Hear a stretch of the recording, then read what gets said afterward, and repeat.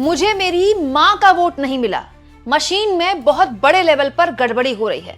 दोस्तों, बिहार में चुनावी नतीजों ने सबको चौंकाया। इस पर विश्लेषण हो रहा है, कोई बीजेपी की तारीफ कर रहा है, कोई महागठबंधन के नेताओं की स्ट्रैटेजी को कोस रहा है। लेकिन एक ऐसी बहस भी शुरू हो गई है जो लगभग हर चुनाव में शुरू हो जाती है। लेकिन दोस्तों, इस बार इस बहस में एक बड़ा टर्न ये है कि एक ऐसा शख्स जो चुनाव लड़ा हो वो ये शिकायत कर रहा है कि ऐसा कैसे हो सकता है कि मुझे मेरी मां का वोट भी नहीं मिला।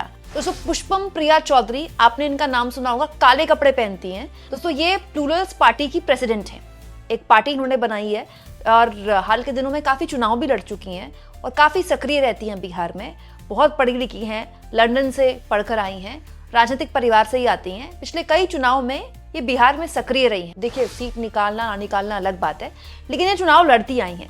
इस चुनाव में इन्होंने एक ऐसी शिकायत की है जो आज से पहले कभी नहीं की थी। कभी भी इन्होंने कोई शिकायत ऐसी नहीं की थी, लेकिन इस बार की है।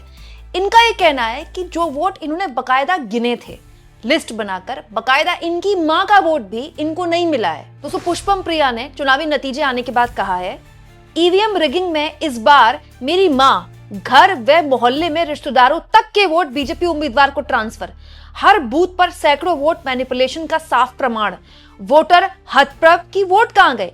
जहां सैकड़ों वोट मिले उन बूथों पर भी संख्या 0 से 2 या 5 से 7 तक, हर बूथ पर एक सा पैटर्न। सांख्यिकीय रूप से ये असंभव, शायद जिसे ईवीएम मैनिपुलेट करने का काम दिया गया उसे बताया नहीं गया कि इस बार मैं अपने गृहनगर से चुनाव लड़ रही हूं, जहां मेरे गिने हुए हजारों वोट हैं। इस बार आप लोगों ने बड़ी चूक कर दी। पुष्पम प्रिया कह रही हैं कि ये खेल लंबे वक्त से चल रहा है, लेकिन इस बार आपसे चूक ये हो गई कि जिसने मैनिपुलेट किया उसको यही नहीं बताया गया आपके द्वारा कि इस बार वो जहां से चुनाव लड़ रही है पुष्पम प्रिया, वो उनका गृहनगर है। पुष्पम प्रिया कह रही है कि उनकी मां का वोट भी उनको नहीं मिला, उनके मोहल्ले वालों का भी वोट उनको नहीं मिला, ये वोट तो उन्हें गिने हुए थे। और दोस्तों, ऐसा ही आरोप बकायदा आरजेडी ने भी लगाया है। आरजेडी के प्रवक्ता भी इसको ईवीएम की रिगिंग का आरोप लगा रहे हैं। लेकिन दोस्तों, मैं एक चीज और आपके सामने रखना चाहती हूँ, इस पर काफी बात हो रही है। क्या आप जानते हैं कि आरजेडी को बीजेपी से कितने ज्यादा वोट मिले हैं? जी हाँ, आरजेडी जो 30 नंबर का आंकड़ा भी टोटल पार नहीं कर पाई, उसको बिहार में 15 लाख से ज्यादा वोट मिले हैं। 15 लाख से ज्यादा, बीजेपी से ज्यादा वोट पाने में आरजेडी नंबर 1 की पार्टी है। आरजेडी को मिले हैं दोस्तों 23% वोट, बीजेपी को मिले 20% वोट। आरजेडी को बीजेपी से 3% ज्यादा वोट मिले। जेडीयू को मिले 19.25% वोट और कांग्रेस को मिले 8.71% वोट। टेक्निकली कांग्रेस को एमआईएम से ज्यादा वोट मिले हैं, लेकिन दोनों की सीट में मात्र 1 का अंतर है। कांग्रेस को 6 सीटें मिली हैं, एमआईएम को 5 सीटें मिली हैं। लेकिन दोस्तों, एक और चीज मैं आपको बता दूं, ऐसा नहीं होता है। वोट शेयर से सीटों के अंतर में बहुत फर्क आ जाता है। अब जैसे हरियाणा में बीजेपी और कांग्रेस में हार जीत के अंतर में 1% से भी कम का अंतर था, 1% से भी कम का अंतर, लेकिन सीटों का बड़ा फर्क आ गया। तो वोट शेयर से सीटों के अंतर में ये अलग तरह का मैथमेटिक्स है, ये ऐसे नहीं होता है। लेकिन ये भी बड़ा दिलचस्प है कि जो नंबर 3 की पार्टी है उसको मिले सबसे ज्यादा वोट और जो नंबर 1 की पार्टी है वो है उसको मिले दूसरे नंबर के वोट। लेकिन इस बीच, इसी आंकड़े के बीच दोस्तों, पुष्पम प्रिया ने एक लंबी चौड़ी बात लिखी है और उन्होंने कहा है, ये ईवीएम मैनिपुलेशन कैसे होता है ये गंभीर शोध का विषय है, पर ये होता है इसमें आप कोई संदेह मत रखिए। हाँ, मेरे अनुभव से तरीका ये है कि मुख्य विपक्षी दल गठबंधन के उम्मीदवार अर्थात पेपर पर नंबर 2 के वोट को टच नहीं किया जाता। इसका उपयोग किसी नए दल के लोकप्रिय उम्मीदवार पर किया जाता है और ये एक सीट पर एक उम्मीदवार के साथ ही संभव होता है। इसीलिए जहां 2 नए लोकप्रिय उम्मीदवार हो, वहां एक का ही वोट बुरी तरह से प्रभावित होगा, दूसरे का या अन्य निर्दलीय इत्यादि का यथावत रहेगा। इसीलिए अन्य सीटों पर या कुछ राज्यों या अन्य चुनाव में अगर मुख्य विपक्षी जीत रहा है तो आश्चर्य नहीं होना चाहिए। खतरे में सिर्फ तीसरा पक्ष रहेगा।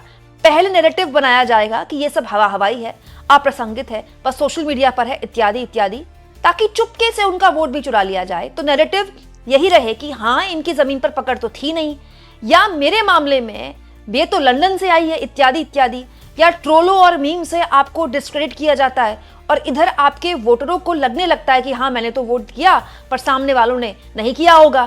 पर अगर आपने वोट की गिनती की है, हर बूथ पर अंदर और बाहर आपके एजेंट हैं, तो आपको अच्छे से पता है कि 100-200 वोट 2-3 में नहीं बदल सकते, या आपके घर के वोट गायब नहीं हो सकते, या धुर विरोधी बूथ पर सत्ताधारी दल को बम्पर वोट कैसे मिल सकते हैं। ये सब आपका वोट है। दोस्तों पुष्पम प्रिया कह रही है कि ये जो पूरा खेल है ये अलग अलग तरह से करा जाता है। जो उनके साथ हुआ है वो ये कहती है कि जो मुख्य कंटेंडर है उसका वोट मत टच करो। जैसे नंबर 1 जो कैंडिडेट आ सकता है वही ये खेल करेगा पुष्पम प्रिया के हिसाब से। बीजेपी पर इनडायरेक्टली बीजेपी के लिए कह रही हैं ये, ठीक है। तो जो नंबर 2 है, कोई भी सीट में समझ लीजिए नंबर 2 का कोई कैंडिडेट है, पुष्पम प्रिया कह रही है उनके साथ जो खेल हुआ है नंबर 2 के कैंडिडेट को मत टच करो, नंबर 3 के कैंडिडेट के साथ जो मैनिपुलेशन करना है कर दो। इससे उनके हिसाब से एक ही कैंडिडेट प्रभावित होगा, लेकिन इससे हार और जीत के अंतर में फर्क आ जाएगा, पुष्पम प्रिया ये कहती है। और इसका नैरेटिव मीडिया फिर बनाता है, फिर उसका मजाक उड़ाया जाता है, उस पर मीम बनाए जाते हैं, पूरा नैरेटिव चलता है फिर, और उसकी वजह से लोग भी मान लेते हैं कि यार मैंने तो वोट किया, शायद इसने नहीं किया, और जिसने किया है वो सोचता है मैंने तो वोट किया, शायद इसने नहीं किया है। पुष्पम प्रिया कह रही हैं कि अगर 100-200 वोट उन्होंने गिने हैं, जो घर के हैं, जो माँ के हैं, जो परिवार के हैं, वो कैसे 2 और 5 हो सकते हैं। पुष्पम प्रिया अपने हिसाब से अपनी ये बात कर रही हैं। तो वहीं आरजेडी के प्रवक्ता की तरफ से भी बयान आया है। आरजेडी के प्रवक्ता है शक्ति सिंह यादव, उन्होंने भी बकायदा इसको मैनेजमेंट का खेल बताया है कि ये जनादेश का अपमान है। क्या ऐसा कभी हुआ है क्या लोकतंत्र में, इस तरह का स्ट्राइक किसी ने देखा भी है क्या? कोई आसमान तो थोड़ी उतर गया बिहार में जिसके बदले में कुछ इतना बड़ा उपहार मिलेगा।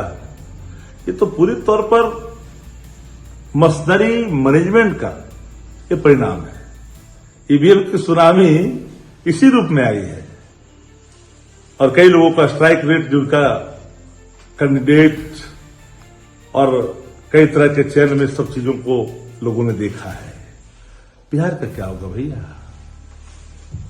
2,90,00,000 बिहारी जो बाहर में काम करते हैं, मजदूरी करते हैं, उनके मन में सपना था कि बिहार का बेटा बिहार में काम करेगा, बिहार में बदलाव जब होगा। कहीं जमीन पर थी ही नहीं एनडीए, न गली में थी, न गांव में थी, न टोला में था, न कूचा में था, न सड़कों पे था। ये था कहां?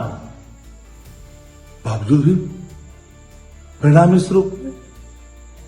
तो इस मशीनरी के खेल को हर कोई समझता है, और मशीनरी जब तक है लोकतंत्र नहीं सुरक्षित है।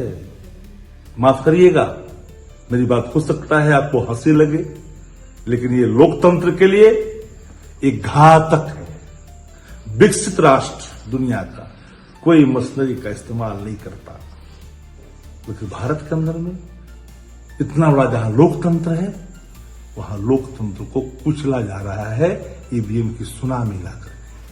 जनादेश आपने प्राप्त किया है, जिस रूप में आप करें हम सम्मान करते हैं, सैल्यूट करते हैं, लेकिन ये जनादेश मशीनरी मैनेजमेंट का हिस्सा है।